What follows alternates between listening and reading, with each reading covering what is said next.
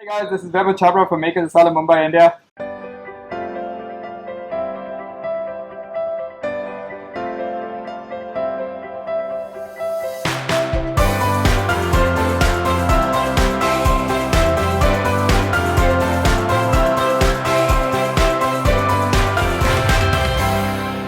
One of your largest initiatives during this pandemic, which we're all seeing through, has been the M19 initiative, right? Which is products being created to help with the pandemic. Could you give us a brief on the M19 initiative? So when the lockdown began on the 23rd of March, the team members and a few volunteers decided to quarantine ourselves at Make as Asylum. One of the first things that we hit upon was the face shield. There was a huge shortage of PPE equipment, and one of them was the face shield, which happens to be a very, very important one.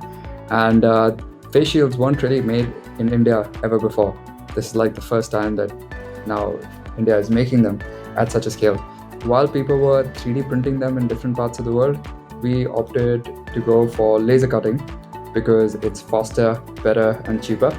In a 3D printer, you're able to make one face shield every 45 minutes. However, using a laser cutter, you can cut out a face shield in less than 3 minutes, at least at that time. And we figured out the different materials that we could try.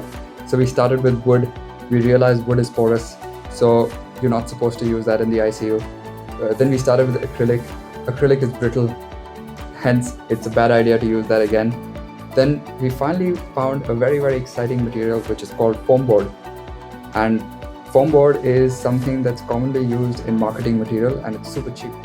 So what we did is we opened our designs and we started calling up our friends in different parts of the country and different labs, and also sharing on social media for different labs to join us. That we were able to make the first 100,000 face shields in 15 days, and then we were able to make the next 100,000 face shields in less than 7 days, and we reached 1 million in 49 days.